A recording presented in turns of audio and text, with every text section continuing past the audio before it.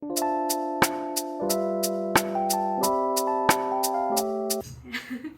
guys, so I'm not at my parents' house for this video. Well, for this part of the video, I did quite a lot of crocheting in Durban before I got here. So I'm currently in Cape Town, which is one of the reasons why I had to rush through crocheting. Highly don't recommend.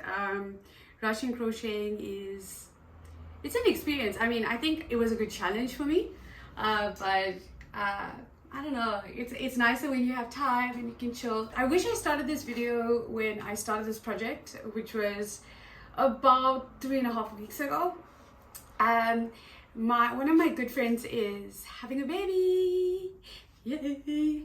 And I really wanted to make something cute and sweet, and so I've been looking up baby blankets for the longest time. I came across this playlist called the Unicorn Jean Blanket like Crochet Along Cal by Robin, and I was obsessed with it. It's so pretty, pastel, rainbow, unicorns, lots of appliques, every square is different, very cool, you know.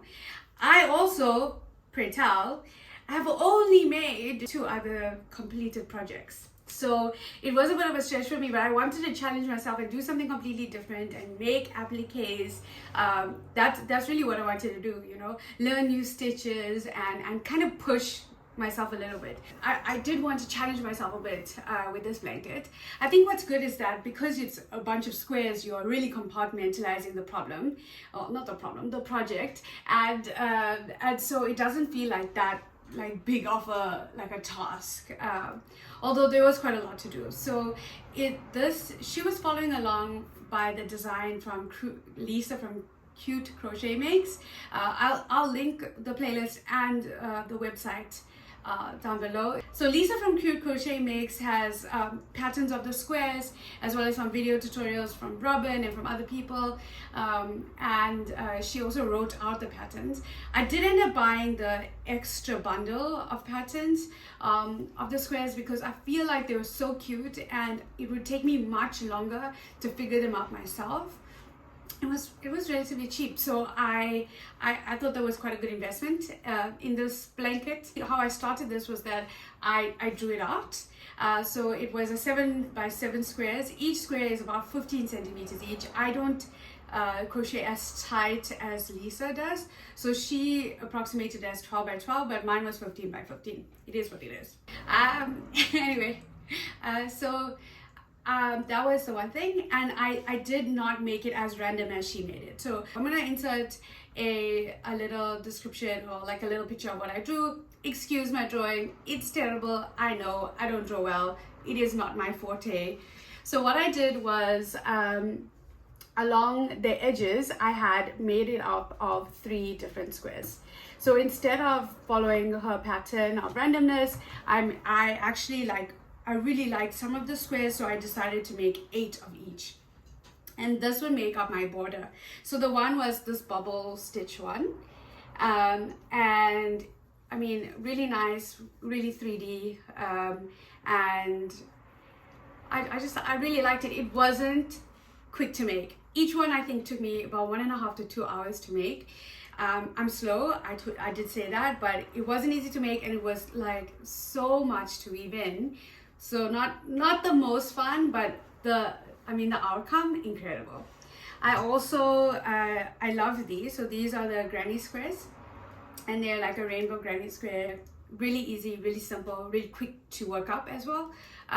So I quite enjoyed making these. They took me almost no time to make. I honestly wish, like at the end of it, I was wishing that I bordered the entire thing with these granny squares just because it was so quick to make. And I also used like another heart bubble stitch outline, but rainbows. Again, can you imagine how long it took me to weave in? For me, bordering wasn't the easiest thing, especially along the sides. Wow, a motorbike. Sorry about that. So especially along the sides, quite difficult. And I feel like sometimes I added in some stitches, some extra stitches. So that's one of the harder things I found about making squares, is that when you're doing something like this, you can add in an extra stitch, or you know, have one too little stitches, which is a bit irritating. And I mean, it is what it is, right? So some of my squares came a little, like, you can't really see it here, but they have like a little point to the side, and I know it's because I'm not counting the stitches well. I think what I realized going through it was that I should really use stitch markers to show the first of, like, or the corner stitch, so that when I put it together, you know, it is even, and I got better at it as I went along. But it wasn't, you know, like the easiest thing for me.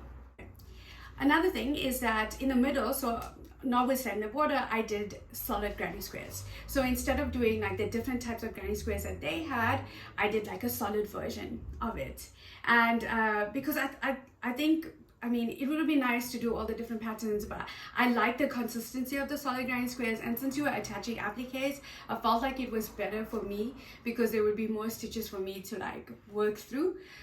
Also just easier, right? You're not having to think about different patterns. You can just go through it quite quickly. So yeah, that's what I did.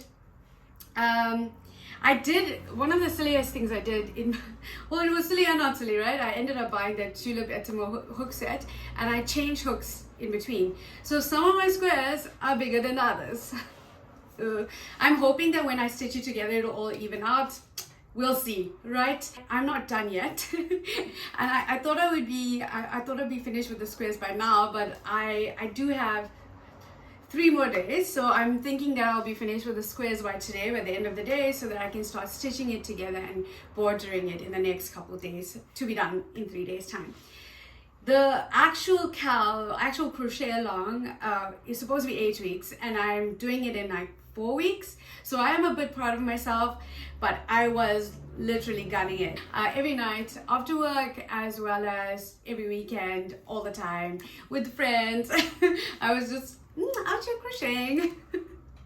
But I love it, and it was fun, and I was learning a lot of new patterns, and it was great. So no complaints there. And I mean, this wasn't the easiest thing for me. There was a lot that I lacked. There's a lot of things I didn't understand. So I couldn't read patterns before this experience. Now I can. I mean, Lisa's patterns from CuteCrochetMakes. I don't know if it's all patterns, but I can read patterns now. I'm not particularly good at, and I'll show you it. So this is the unicorn one. I definitely, like, I made a lot of mistakes. Like, I'm not gonna lie. I didn't put this like really in the center, but in terms of like making these eyes, there's not really a lot that they say about it. Just like, make an eye, embroider it.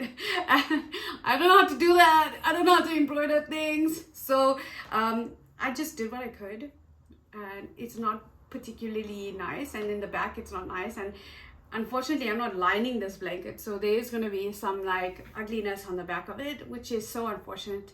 And the next time around I will do a better job at embroidery. I will figure it out at some point. I don't know when. But yeah, I'm hoping that the sizing issue, as well as like, you know, the squares that are not particularly round, or if I added in too many stitches on the sides, like I'm hoping that all will be sorted out when I attach it together, because I felt like when I did my cardigan, that's what happened. So some of my squares were smaller. Sometimes I added 1-2 less rows actually, like with that cardigan, and it all just evened out when I attached it together. So I'm really excited to give it to her, and I hope she likes it, and I hope it stays together and doesn't unravel. I did weave in my ends quite well, but you never know, right? I'm just making things for the first time. I don't know. I will give her that disclaimer when I see her as well. I will try to put in some footage about me completing it and stitching it together, and hopefully it comes out good. Excited. So I didn't end up saying this earlier, but to make the blanket, I used Charity DK yarn in colors pink, apricot, lemon, apple green, aqua, mauve, crocus, which is a lilac, and white. I also ended up using a 4mm crochet hook. So in total, I made 49 squares. 23 of them were these solid granny squares that would have appliques attached to them. And then for the border, I made heart bubble squares, outline heart bubble squares, rainbow granny squares. And I also ended up making these custom bubble squares, this cloud pattern, as well as a unicorn pattern that I had to finish off with appliques. So my favorite part of the process was making these appliques. there were so many different designs, and they were just so cool to make. And I think it was really cool for me because you're using the same stitches and then slightly changing them, and they make something that's completely visually different. A pain to attach though. Yes, 100%. I won't lie, I felt like this enormous sense of relief when I finished the last square. I was so happy, so happy. As you can see here, there's a pattern on the diagonal with the rainbow colors just flowing through the entire blanket. I think I mentioned it before, but most of these appliques came from Lisa by CuteCrochetMakes. But there was actually a considerable number of appliques that I just got from searching on YouTube. I really didn't want any of the squares to be similar. I wanted them all to be unique. I wanted them to be 3D and touch-friendly so that the baby could play with them. So I didn't actually end up finishing the blanket before I saw my friend. So the 3 days went by really quickly, and I still had some attaching and bordering to do. I think I really underestimated how long it would take me to attach the squares. It was pretty crazy. It's not like a simple mattress stitch. It was like an actual crochet design. And so it ended up taking me the whole night, but I finished and I left the blanket with her. So I'm really happy that I did that. And honestly, the final product came out so good. I was so happy.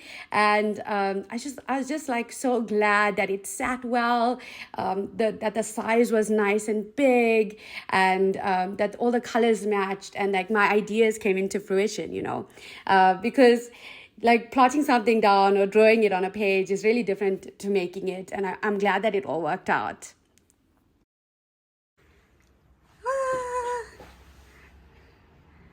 Do you like it? I love it. I love it. And it's so big. It's amazing. So yeah, this was my favorite thing that I crocheted, and I really don't know how I'm going to top this, but you never know. We'll see. Thanks so much for watching, and I'll see you next time. Bye-bye for now.